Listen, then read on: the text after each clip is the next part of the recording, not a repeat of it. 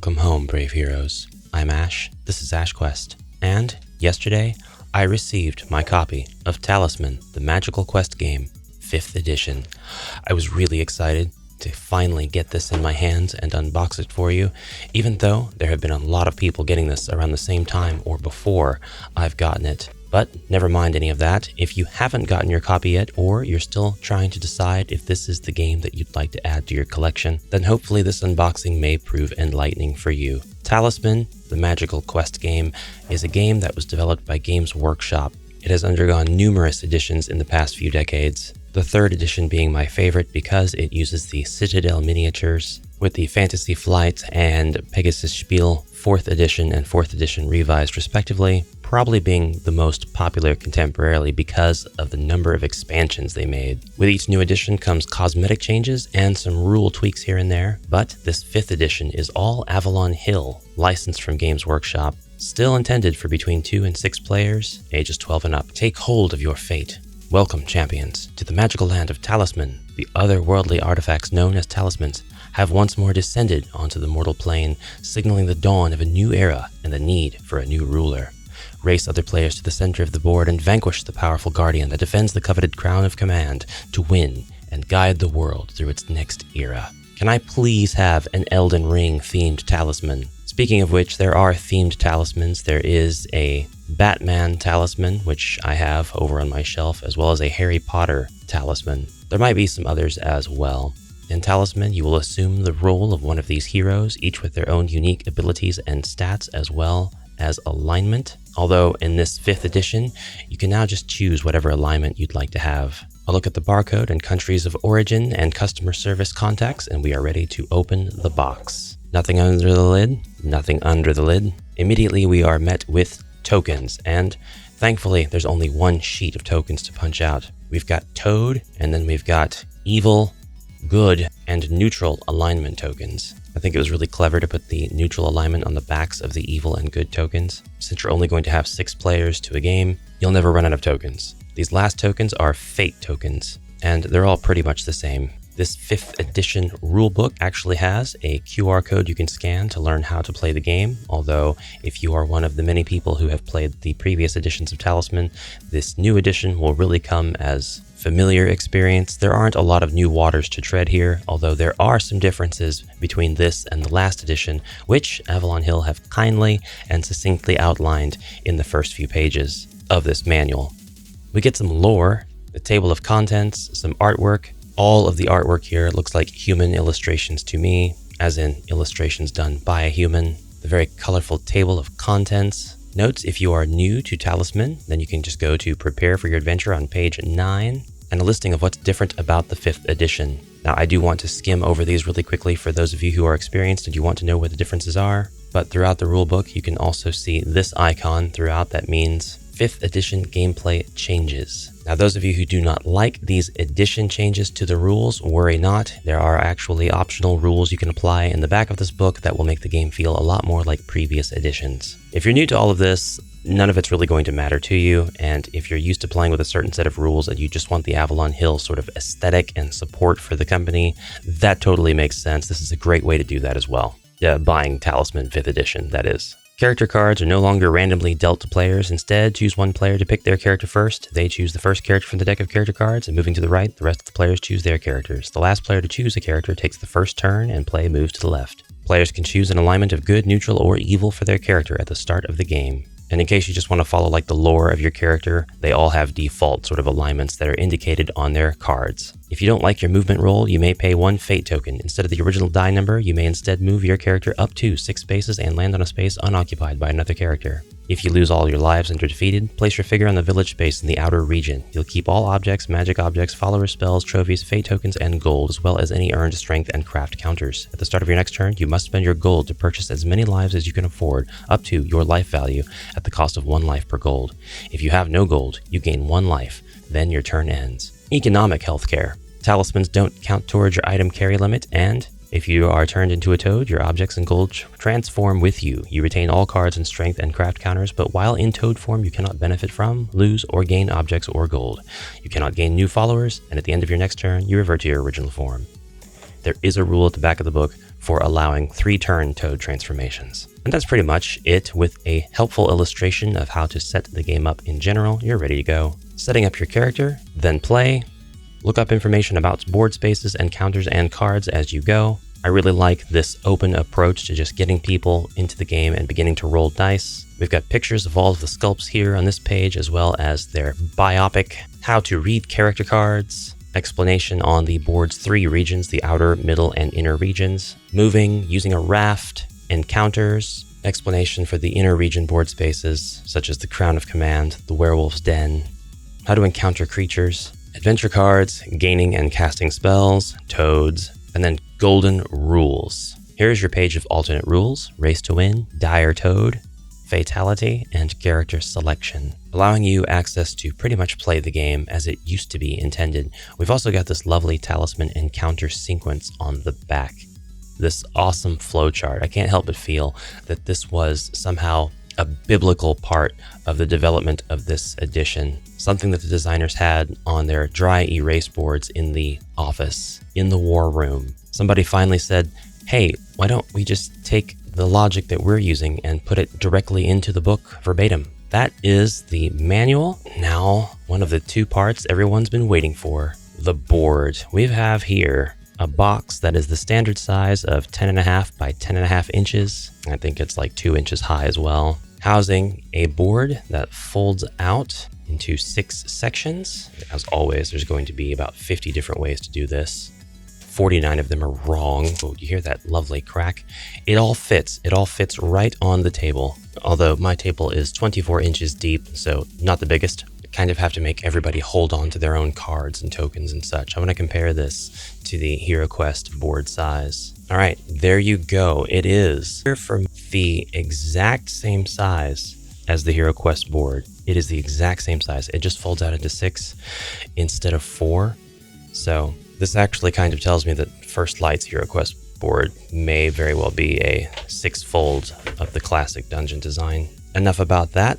I'm going to give you a close-up of the art. The art here is positioned rather bizarrely. It kind of seems to make sense no matter where you are on the table, but then half of it's not going to make sense. And it's kind of more like the parts of the board that are furthest away from you are the parts artistically that are going to line up with your perspective. It's a strange choice. It is a strange choice. The sentinel here is going to be much more visible, and its position and orientation are going to make more sense to the person sitting opposite me at the table. This is not a gripe or a complaint or anything. It's just an observation about the art and how it's kind of jarring when you open the box to begin with, because you're trying to figure out, what is the perspective here? What am I looking at? The artwork for the center of the board and the Elder Dragon's space guarding the Crown of Command is really awesome. You can really see the path that your character is going to take from this bird's eye view. It looks like a very perilous path as well. You've got the mines, the Vampire's Keep, the pits, the Valley of Fire. Really, really dangerous. And yet our outer ring of spaces looks really nice as well. Very fantastical. Lots of green as you would come to expect. This table is not sized for a full game of Talisman with all of the corner board expansions and everything, but I'm curious. Go ahead and take our Fantasy Flight Games, the Woodlands expansion, and we open up this board section, which, by the way, the art on this board section for the Woodland expansion, the Fantasy Flights, this is one of my favorites. This is just beautiful. There's trees on every space. They're wonderfully illustrated. All the shades just hit home for me. All of the dead lands on the outer side look suitably bleak. I really, really like this board section. All right, so if we follow the instructions on how to install this expansion on the 4th edition, we'd have this occupy this corner of the board. And as expected, spaces don't line up because they're not following the same size convention. This is understandable. We could just as easily like move this out a little bit, but it doesn't really jive, you know? The space is supposed to meet up here to the forest, but of course these are different editions now when Avalon Hill, if and when they come out with their own corner of the board expansions, this will undoubtedly line up with this guy. But if you don't mind the misalignment, you could just as easily play with these existing 4th edition expansions, or perhaps even earlier. We'll check that out as well. I really had to fold the board up in order to be able to test these corner pieces. It's Such a small table. Yeah, it's not like the worst defense ever or anything like that. This is still compatible enough. This is supposed to go to the ruins. The ruins are here. You could just this might be doable for a lot of folks immediately if you need to play this expansion right away with your current edition. If 5e is the only edition you have. We'll do more comparisons soon, but for now I want to look at the rest of the stuff in this edition's box. And here we are. The remainder of the contents, we have 12 nicely detailed miniatures. We have character cards as well as toad cards. We have our strength, life, and craft markers, just the classic plastic triangles. We've got the plastic coins for our gold. Love that. And we have our talisman dice, which seem to have not been changed from the 4th edition. They feel great, by the way. There's something about them that just feels really, really nice. Next, we have our 2 sections in the box to carry our equipment and event cards. The smell really hits you. All the manufacturing processes used to create this board game give it that board game smell.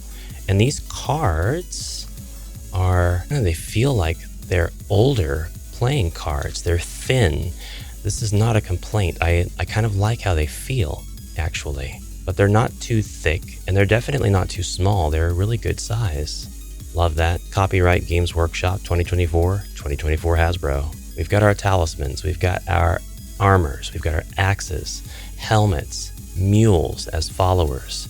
We've got our rafts, objects, shields, human illustrated shields. I love them. Swords, water bottles. Then we've got spells like acquisition, alchemy, counterspell, destroy magic, destruction, healing, hex, immobility, invisibility, mesmerism, nullify, preservation, psionic might, random, teleport, and temporal warp. I really like the art taking up 90% of the card, and they're just being the most simplest and clearest of how to use this card, instructions on the card. These are all really nice card ideas as well, spell ideas for other games, such as our favorite dungeon crawlers. Hint, hint. Just to give you an example, the acquisition spell. Cast at the start of your turn before you move. Choose any one character to roll 1 die. 1 to 4, the caster takes 1 object or 1 gold from the target. 5 to 6, the target resists the spell. And temporal warp. Cast at the start of your turn before you move. You may immediately take 3 successive turns before play passes to the next player. Overpowered. Now these are called adventure cards. And as you gain expansions, more and more adventure cards would be added to this deck. A lot of these are encounters, such as monsters like the ape, the bear, the wild boar. Okay, those are just animals. Lion, come on, wolf. These are all just animals. Serpent, bandit, there we go. There we go. Finally, some bandits. A giant, nice. A goblin. Hello, goblin. Nice to see you. A hobgoblin. Love that. Ogres as well. Dragons. Dragons are pretty strong. They're not as strong as the dragon guarding the Crown of Command, though. Demons, ghosts, specters, wraiths, lemures, and lots of others. Then there are events such as magical vortexes, calamities, raiders. A band of raiders attacks you and steals all your gold. They immediately stash the gold at the oasis and retreat to their hideout. Place the stolen gold on the oasis space, then discard this card. Siren. A siren song pierces the night. Each character in this region rolls 1 die. If your roll result is greater than your craft, skip your next turn.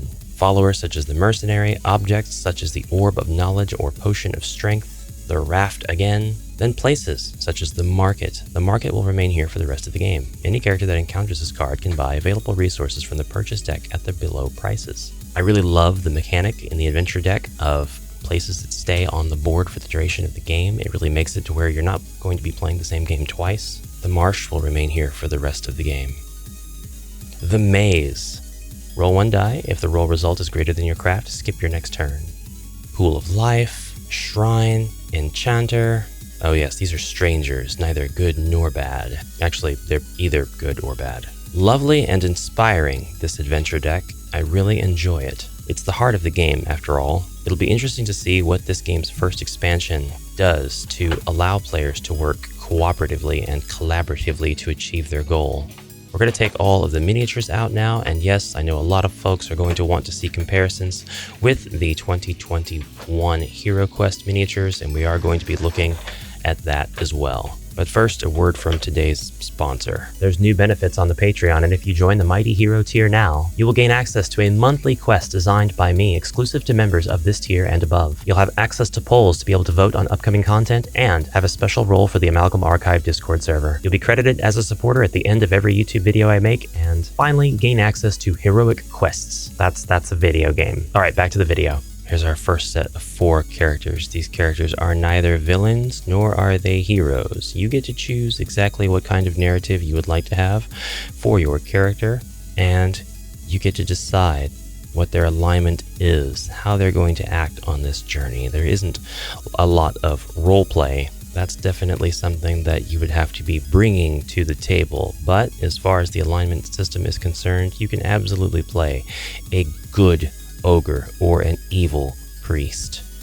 However you like to do it is fine. And then we've got some of my favorite sculpts in the game. The wizard hunched over a book, even though he's standing. The dwarf and the warrior. The warrior just has one of the coolest sculpts, one of the coolest poses ever. And now for some comparison shots with the Hero Quest miniatures. They are almost 1-to-1 the same scale. These two dwarves look incredibly alike. They look like they could be brothers, and it's not even close. I mean, it's very close, is what I mean. They absolutely look like they're from the same universe and maybe even have the same sculptor. Wouldn't surprise me. I love the scale of the miniatures here. All of them look fantastic up next to the Hero Quest miniatures.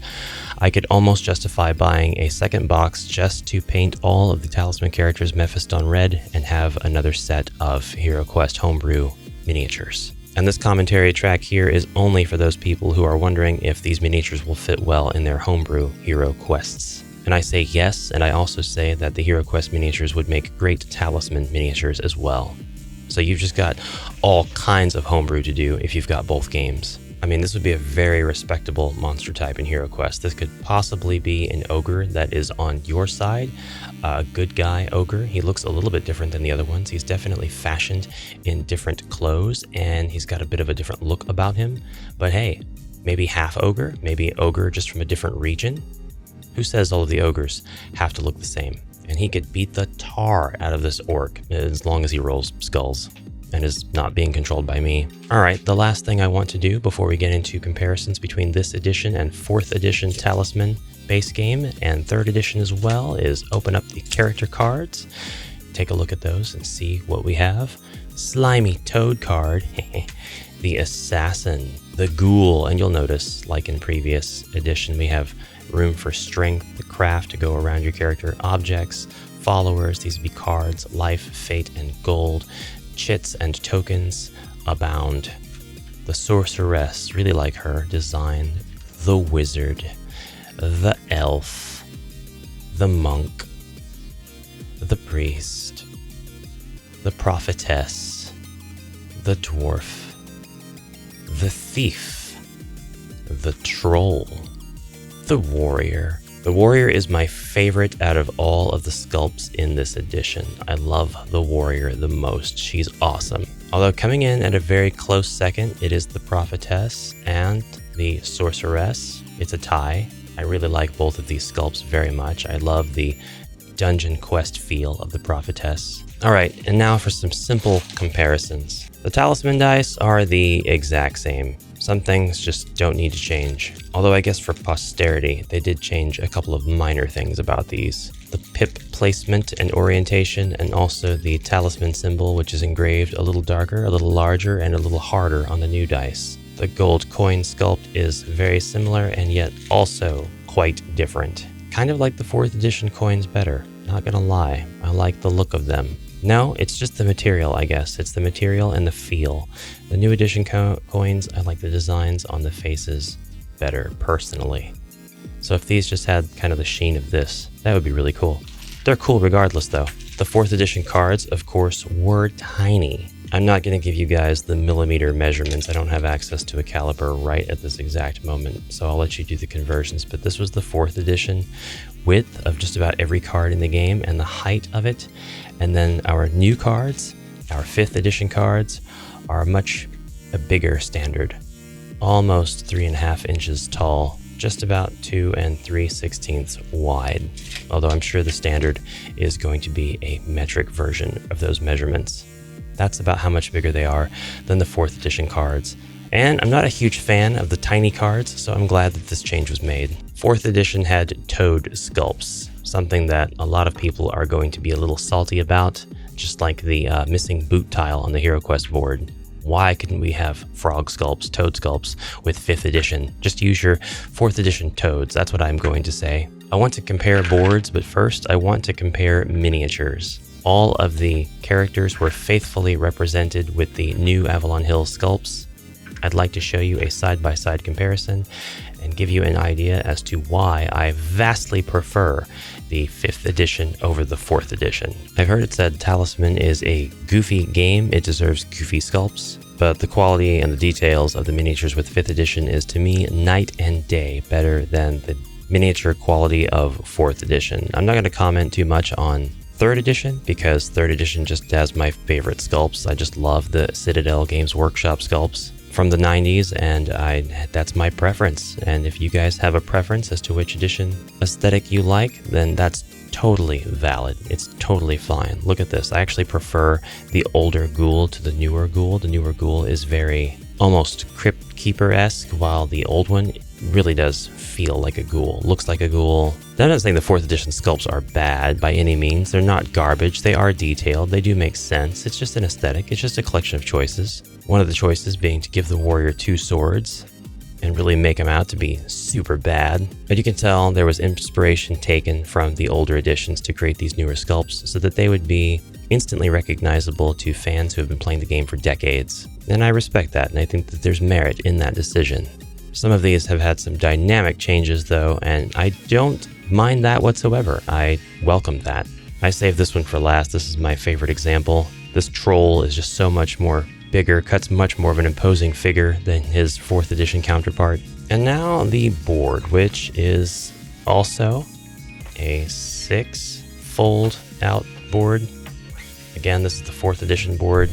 You can tell just as soon as you open, or actually even take the board out of the box, what the size difference is going to be. It is a significant size difference. This is what I was talking about with perspective. The statue is going to share the perspective of the person sitting closest to it. The view of the statue is the perspective of the person on this side of the board versus the other. Again, not a complaint, just wanted to make more sense out of what I was talking about earlier. But here's the board size difference. If we line these up on this side and then look at the other, yeah, the old board's got about 2 inches on the new one, which is why those expansions don't line up, and that's really the only reason I wanted to compare those. I don't mind the art at all on the 4th edition board. I'm not going to compare that because I just don't think there's a reason to. Every edition's got something special about its art. I might even prefer the 4th edition art over the 5th, but I don't know, I guess it's just because I kind of like the more cartoonishness of it versus the painted illustration. And now, so I can make a complete mess of my studio, this is the 3rd edition board, and it is much, much smaller than the 5th edition, and quite a bit smaller than the 4th edition. This board is a bifold, so it only has to fold out once, which I really appreciate. I do love the illustrations around the board. Still think 4th might be kind of my favorite as far as how much art there is and what the direction of it was, but I don't dislike the 3rd edition art at all. I'm a big fan of the skulls all over the board. A lot of people complained about the skulls, the red dragon at the tavern. The middle of the board, the Wizard's Tower, probably my least favorite out of all the editions. They chose to go with a really awesome illustration. It is very Saturday morning cartoon, but still fantasy. I love it, but it's not as dynamic nor as intuitive as having the spaces lined out. Instead, we just get told, take the tower cards. You must encounter each one in turn, starting with the Portal of Power. You may not choose to encounter another character that is on this space instead. On the other editions, we get instructions, we get spaces, everything's lined out for us. Here, we've got the tower deck. We also have the small cards from the 4th edition, but I do want to take out and compare a few of these sculpts to our new edition as well. The Assassin difference is just night and day across all 3 expansions, although I guess the 1st and the 3rd wouldn't not go super well together. They might occupy the same game. Well, the 3rd is heroic 28mm. I couldn't resist with this lineup. I just had to do it. 3rd edition, Minotaur. But I show all of this stuff off to say, yeah, 4th edition sculpts, still my least favorite. And that is basically Talisman, the magical quest game. We've got an expansion for this game called Talisman Alliances Fate Beckons, the very first expansion from Avalon Hill, and it will allow you to play this game collaboratively with 2 to 6 players, instead of everybody kind of stabbing each other in the back in a race to get to the Crown of Command first. Please let me know what you thought of this unboxing and presentation. I was really excited when this was announced, and I'm no less excited now. I really love all the components here and the new accessibility to Talisman. I can't wait to see what the future holds for Talisman, and I'd love to hear your thoughts about the whole thing as well. So please shout out in the comments below, and I will see you in the next video. Until then, thanks so much for watching. Have a great rest of your day, and bye for now.